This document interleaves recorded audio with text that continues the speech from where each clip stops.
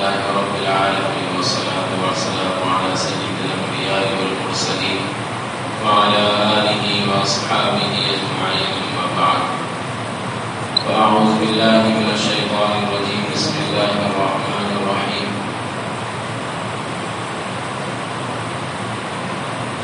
والذين يؤمنون بما أنزل إليك وما أنزل من قبلك وبالآخرة هم يوقنون أولئك على هدى من ربهم وأولئك هم المفلحون صدق الله العظيم.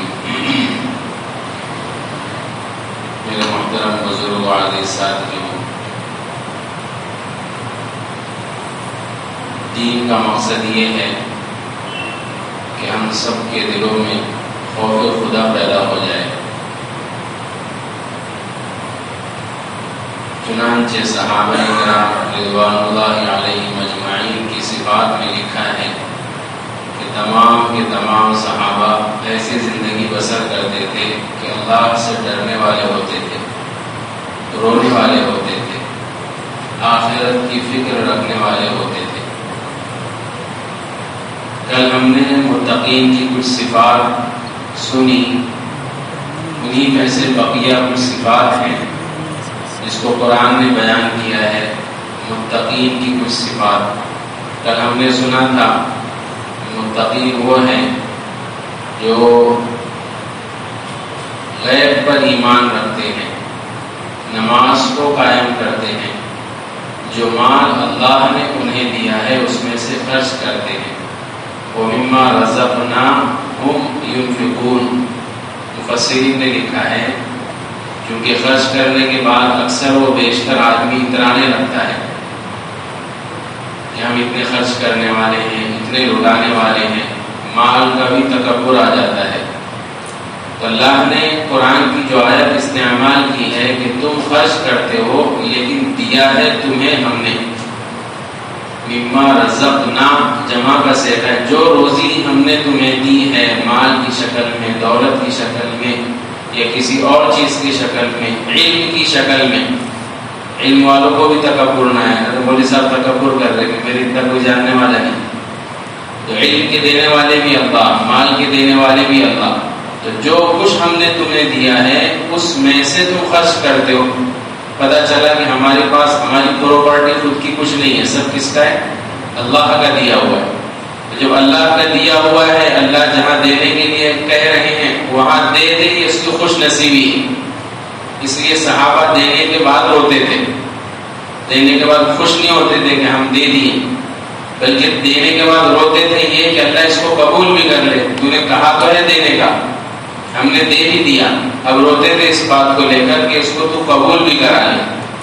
پرانے زمانوں کے مسلمانوں کی حالت یہ تھی کہ وہ اعمال کرنے کے بعد اس کے قبول کرانے کی زیادہ فکر کرتے تھے. ہمارے اس زمانے میں مسلمانوں کی حالت یہ ہے کہ اعمال کرنے پر اکتفا کر لیتے. نماز پڑھ لی، تراویح پڑھ لی، روزہ رکھ لیا، الحمدللہ. اس کی فکر نہیں کرتے کہ اللہ اس کو قبول بھی کر لے. جو عمل قبول ہوگا اس پر ثواب ملے گا، جو عمل قبول نہیں ہوگا اس پر ثواب نہیں ملے گا. تو ہم یہ بھی دعا کریں کہ اللہ ہمارے روزے بھی قبول کر. ابراہیم علیہ السلام بیت اللہ کی تعمیر کر رہے، تعمیر سے فارغ ہو رہے ہیں، تعمیر کرتے کرتے دعا کرے ربنا تقبل منا. اے اللہ ہم سے اس محنت کو، اس تعمیر کو، آپ کی اس حکم کو قبول کر لیں. تو ہم اردو میں کریں یا عربی میں کریں، یہ دعا بار بار کریں گے، روزانہ کریں. تراویح کے بعد بھی اے اللہ 1 1.5 2 گھنٹے کھڑے رہے، اس کو قبول کر لیں. پیر دکھ رہے تھے، اس کو قبول کر لیں. بھوک کی حالت میں، روزے کی حالت میں دنیاوی کام انجام دے رہے تھے، افطار کے وقت دعا کریں کہ اللہ اس کو قبول کر لیں. تو اعمال کرنے سے زیادہ اس کے قبول کرانے کی فکر کرنی چاہیے. بہرحال و متقین کی کچھ صفات باقی رہ گئی تھی. 3 کا بیان ہو چکا. چوتھی چیز والذین یؤمنون بما انزل الیک. متقین فرمایا وہ لوگ ہیں جو ایمان لاتے ہیں نبی کی اس پر جو آپ پر نازل کیا گیا اور اس پر بھی جو آپ سے پہلے نازل کیا گیا. عبداللہ ابن مسعود، عبداللہ ابن عباس فرماتے ہیں کہ اللہ نے یہ طرز اس لیے اپنایا کہ مکے کے اندر جس وقت حضور کو نبی بنا کر مبعوث کیا گیا تو دو قسم کے لوگ تھے آپ پر ایمان لانے والے. دین کی دعوت شروع ہوئی، پہلی قسم ایمان لانے والوں کی وہ تھی جو پہلے مشرک تھے. صحابہ تمام کے تمام پہلے کیا تھے؟ کوئی شرک کرنے والا تھا، کوئی کسی گناہ میں تھا. حضور کی محنت سے، حضور کی دعوت سے اسلام میں آئے. تو ایک ایمان لانے والے لوگ وہ تھے جو پہلے مشرک تھے، اور دوسرے ایمان لانے والے وہ تھے جو پہلے اہل کتاب تھے، یعنی یہودی تھے یا عیسائی تھے. تو ان کا بھی دل رکھ دیا قرآن نے، والذین یؤمنون بما انزل الیک، جو آپ پر نازل کیا گیا اس پر بھی ایمان لاتے ہیں. اور جو آپ سے پہلے کون تھا؟ موسیٰ علیہ السلام، عیسیٰ علیہ السلام، داؤد علیہ السلام، یہ بڑے پیغمبر جن پر کتاب نازل ہوئی، تورات، زبور، انجیل، اس پر بھی ایمان لاتے ہیں. اسی لیے علماء نے لکھا ہے کہ مسلمانوں کو چاہیے کہ وہ پچھلی کتابوں پر ایمان رکھے. آپ نے بچپن میں ایمان مفصل پڑھا ہوگا، آمنت باللہ و ملائکتہ و کتبہ، ہم اللہ پر بھی ایمان لاتے ہیں، اللہ کے رسولوں پر بھی، فرشتوں پر بھی، اور اللہ کی جتنی کتابیں ہیں اس پر بھی ایمان لاتے ہیں. ایسا نہیں ہے کہ ہم قرآن پر ایمان لاتے پچھلی کتابوں کا انکار کر دیا تو وہ مسلمان ہی نہیں.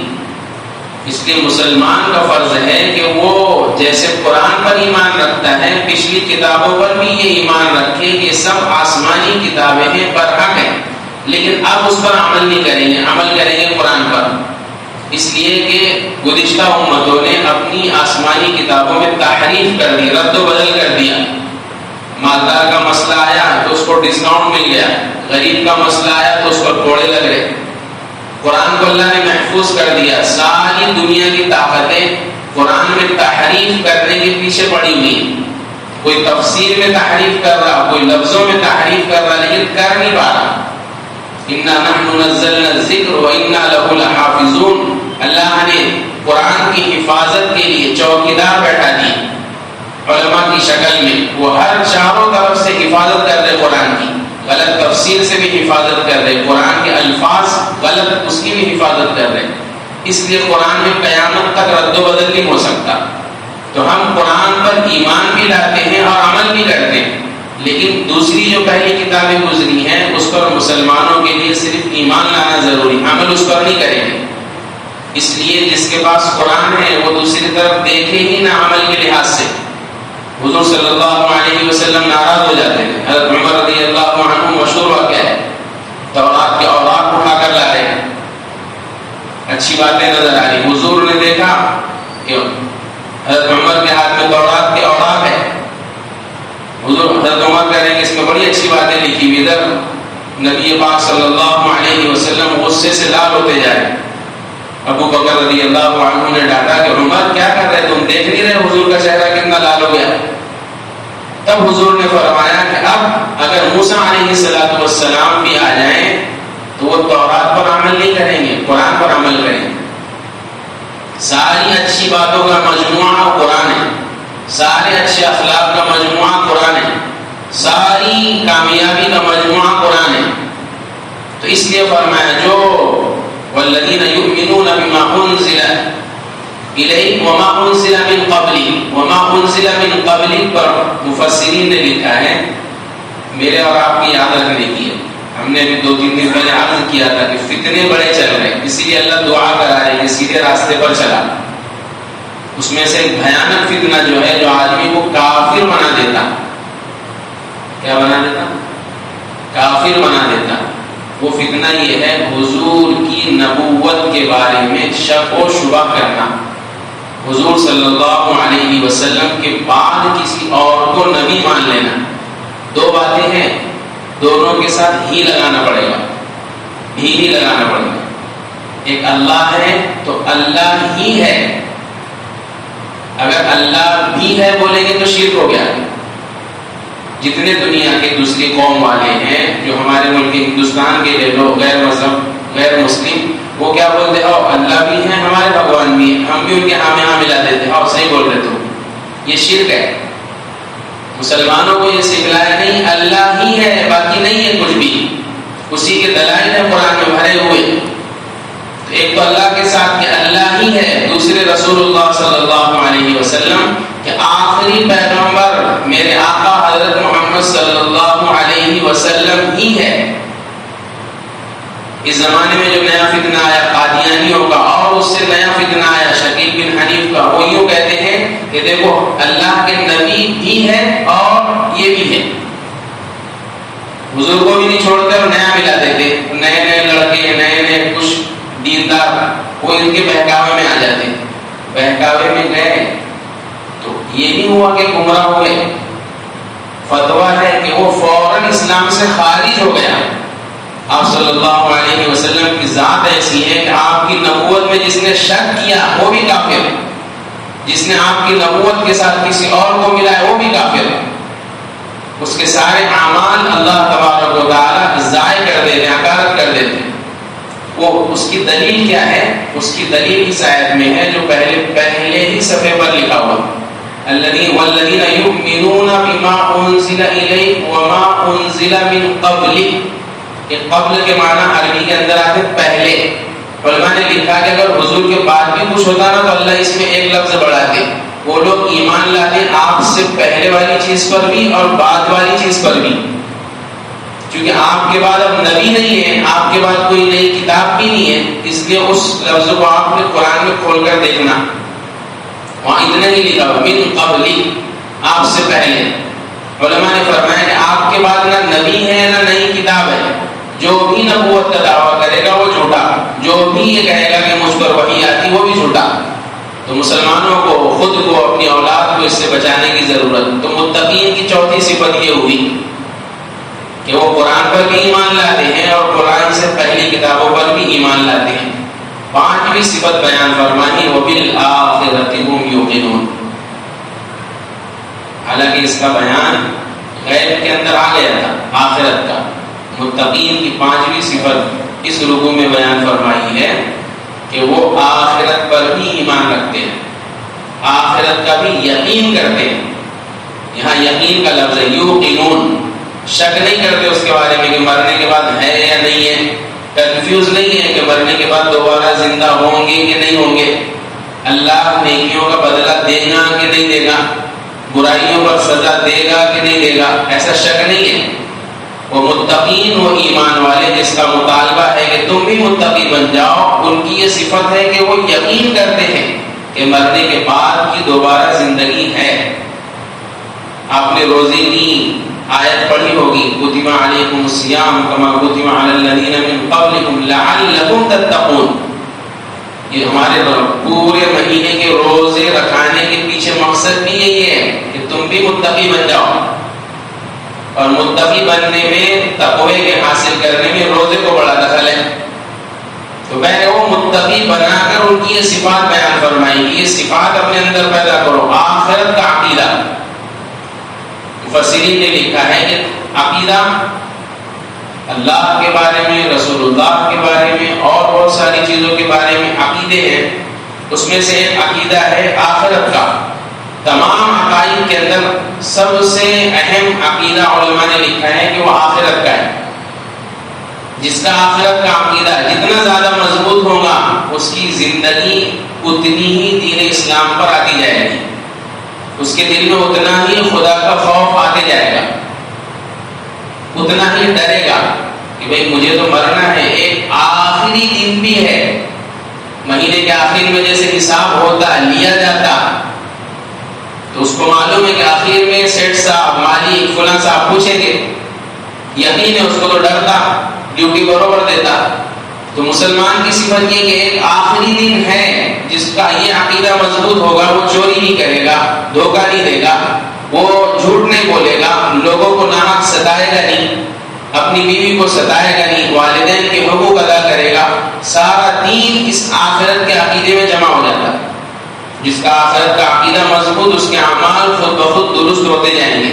میرے اور آپ کے اعمال جو خرابی کی طرف جا رہے ہیں اس کی وجہ یہ ہے کہ ہمارا آخرت کا عقیدہ مضبوط نہیں ہے، ڈرتے نہیں ہم. آپ صحابہ کی سیرت اٹھا کر دیکھیں گے، ابو بکر سے لے لو چھوٹے صحابی تک، کیا بولا کرتے تھے؟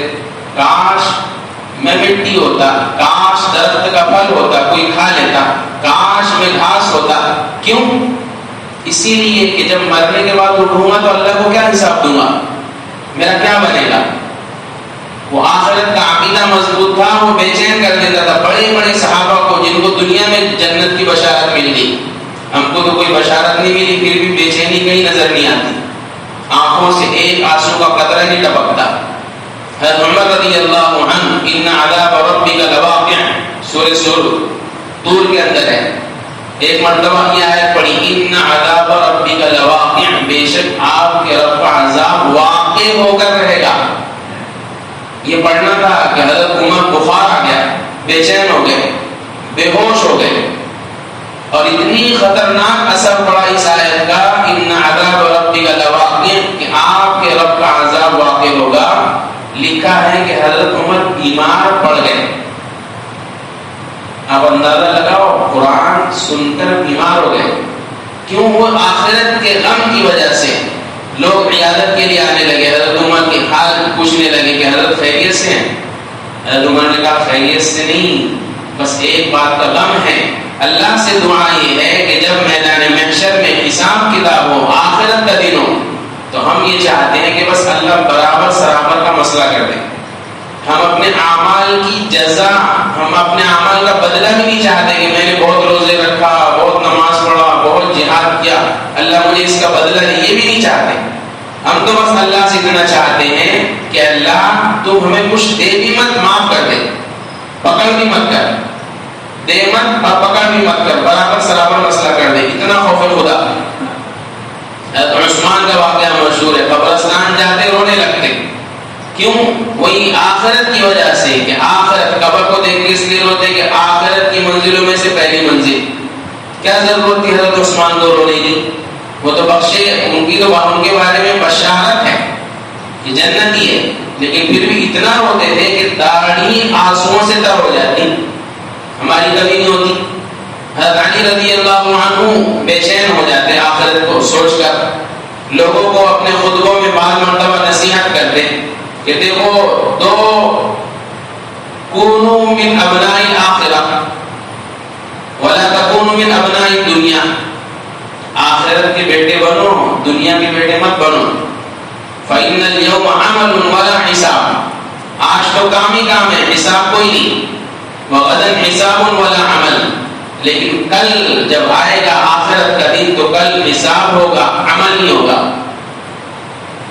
کونوا من ابناء الآخرہ، بیٹا رہتا نا، ایک باپ کے دو بیٹے ہو سکتے، ایک باپ کے دو بیٹے ہو سکتے، لیکن ایک بیٹے کے دو باپ ہو سکتے تھے؟ ایک بیٹے کے دو باپ نہیں ہو سکتے نا۔ ایسے ہی فرمایا کہ تم یا تو دنیا کے بیٹے بنو یا آخرت کے، ایسا نہیں ہو سکتا کہ دنیا کے بھی ہیں اور آخرت کے بھی، پتہ چلے کہ تمہارے دو باپ ہیں، ایسا نہیں چلے گا۔ آخرت کے بیٹے بنو، دنیا کے نہیں۔ جو دنیا کے بیٹے ہوتے ہیں وہ آخرت والوں پر ہنستے ہیں۔ کیوں ہنستے ہیں؟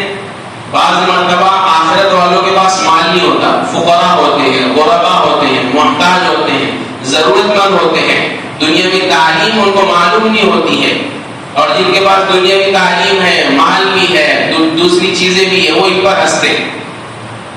وہ اس لیے ہنستے ہیں کہ ان کو معلوم نہیں ہے کہ ہم کتنی بڑی غلطی میں، دنیا کے بیٹے بن گئے تو آخرت کے بیٹوں پر ہنس رہے، لیکن کل جب قیامت قائم ہوگی تو یہ جو آخرت کے بیٹے تھے یہ دنیا کے بیٹوں پر ہنسیں گے۔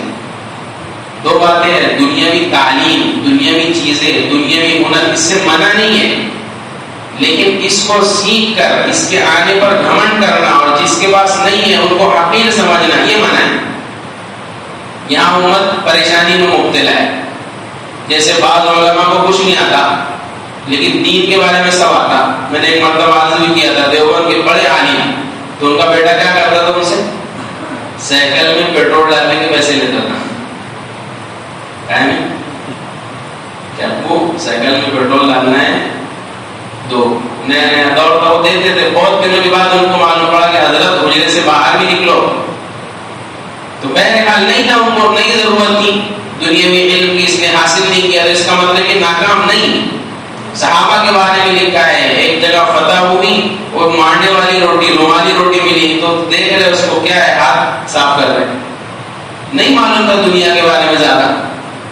تو کوئی ضروری نہیں ہے کہ دنیا معلوم ہونا ہی ضروری، اصل اور ضروری چیز وہ آخرت ہے، آخرت کا علم ہونا ضروری ہے۔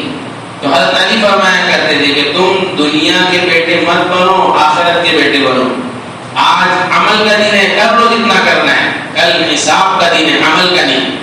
ایک بزرگ کا واقعہ لکھا ہے، قبرستان کے پاس سے جا رہے ہیں، دیکھا ایک قبر ہے، پہلے لوگ ڈرتے نہیں تھے، اب تو شب برات میں جاتے، باقی سال بھر نہیں جاتے، آج بولو جانے کا تو جائیں گے نہیں، کوئی ڈر لگتا قبرستان میں، لائٹ بھی نہیں ہے۔ پہلے جو اللہ والے ہوتے تھے جاتے تھے قبرستانوں میں، ایسے موقع پر جاؤ جب دل میں ہیبت پیدا ہو، وہاں جانا ہے سب کو۔